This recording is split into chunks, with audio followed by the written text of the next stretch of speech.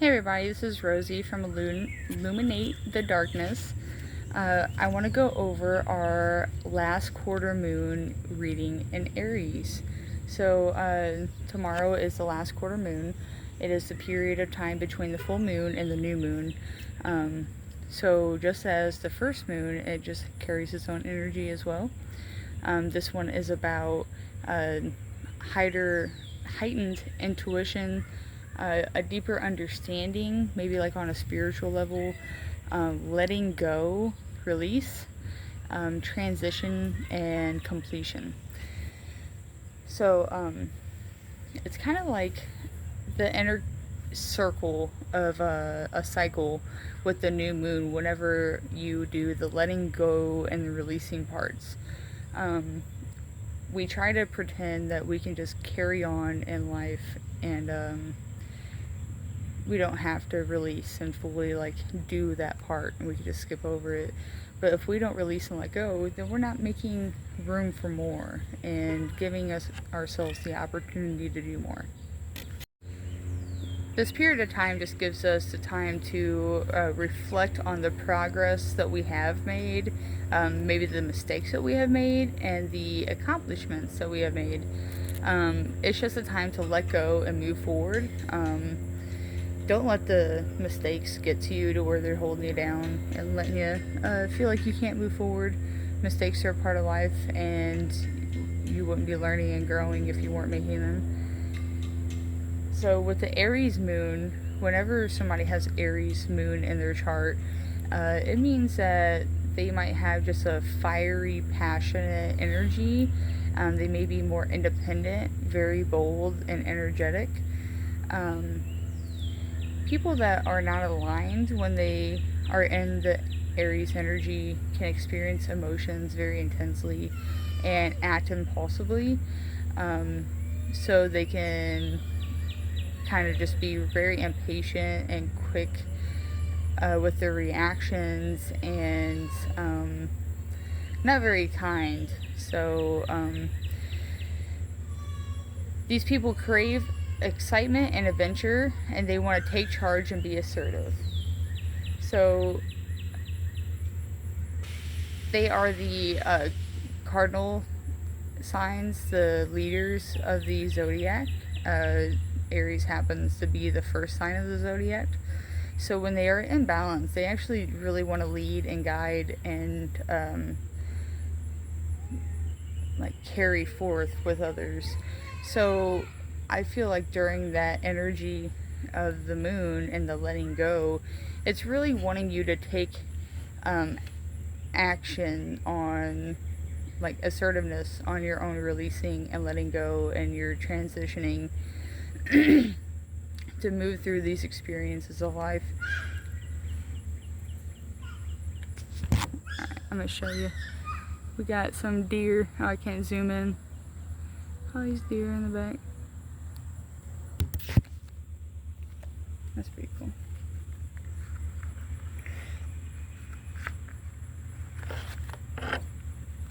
Alright, so we'll do a 3-card pull. So I just feel like this is just a call to action on your inner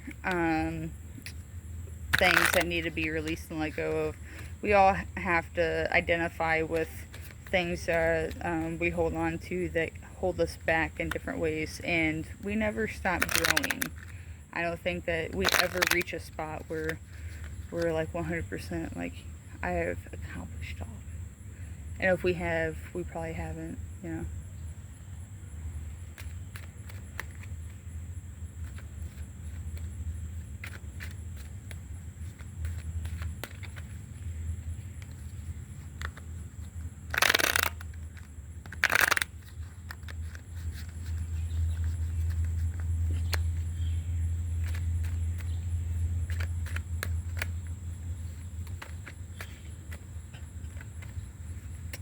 I encourage people to get out in nature as much as you can.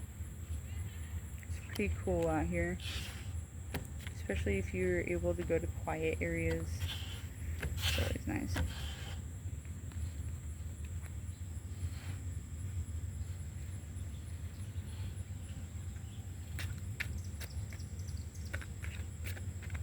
a little too interested in the deer over there.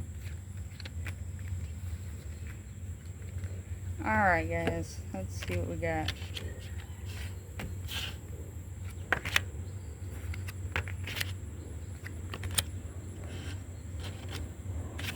We have the Tower card, the Star card, and the Chariot. So we have all major arcana cards this time. Let's see what they mean. Alright, so the Tower card is about releasing fear. So think of it as the structure that is you, and it is built on hollow ambitions and goals that you are not really truly sticking to and putting your actions toward. You're just kind of saying, yeah, sure, I want to do that. And the lightning is like energy that's breaking through to show you how hollow that is.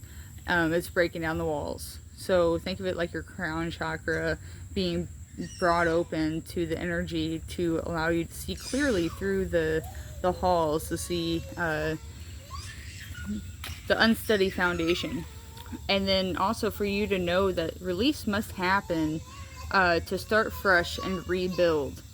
So during chaotic time, just always remember that divine intervention is always at play, no matter what. Like, we think that we're controlling something and we want to control, but the more we control, the more we're holding on, and it just prolongs the release to actually further ourselves.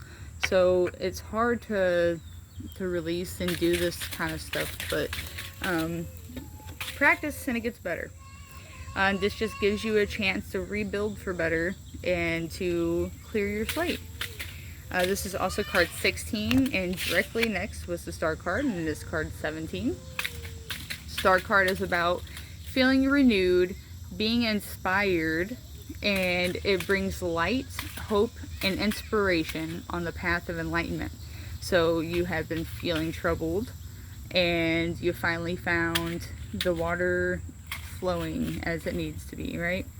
Water stands for intuition and the subconscious and the conscious minds, and pretty much just bringing intuition and energy to that.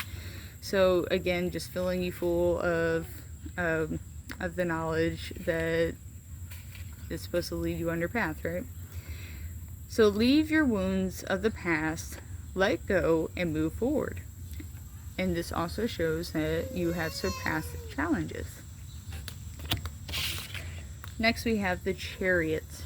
So the Chariot card is about being in self-control, being focused, card of willpower, strength, and success. It is a water card, so it is about deep emotions, and it's, you know, they're driving it, so it's about him driving through his deep emotions. The yin and the yang.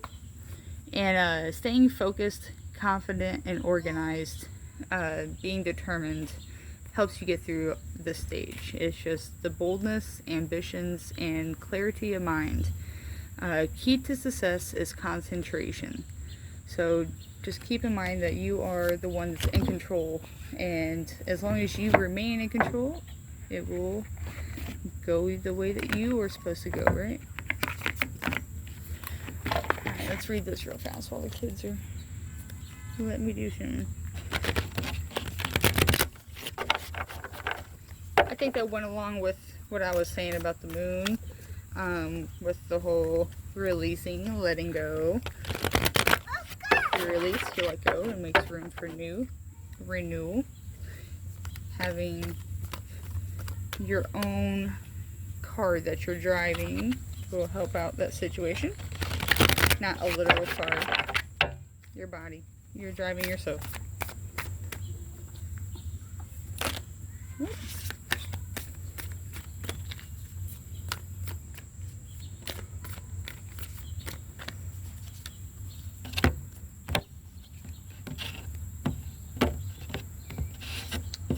One more. Ezra, what you doing?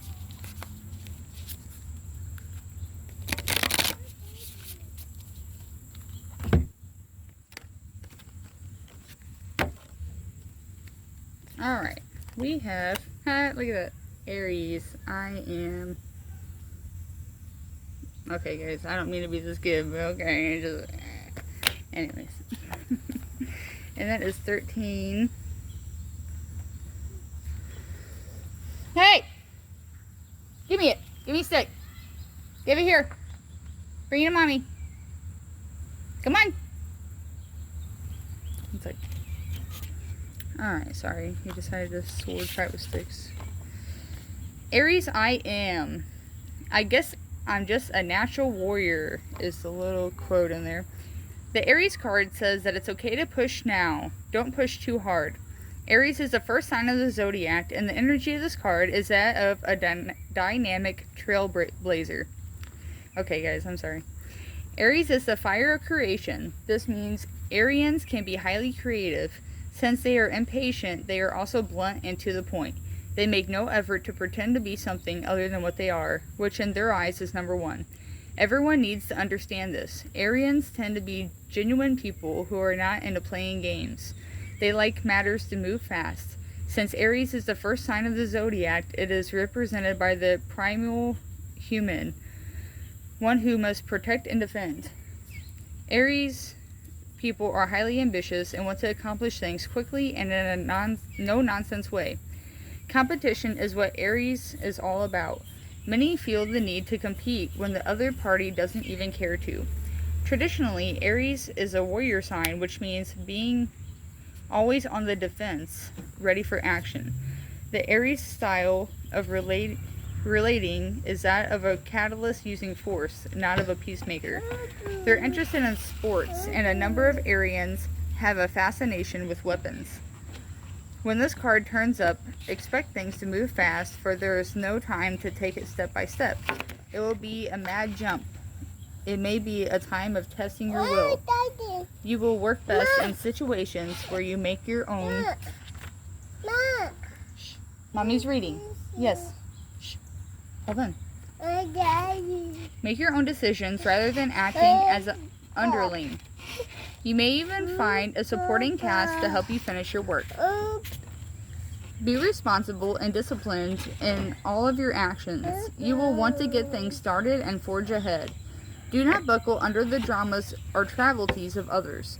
This card makes a period where you are forceful and headstrong. You can now forge a direction or path as you have the vision and the energy to do so at this time. In love affairs, you will want to take the lead. You may attract spontaneous and enthusiastic lovers. Be ready to reach new plateaus. There may be the opportunity for more than one lover. Be advised to think beyond acting with aggression, especially in emotional dramas. Alright, sorry about that. In relationships, you or your partner will expect total freedom. However, avoid being quick-tempered because when this card turns up, there is a need for caution.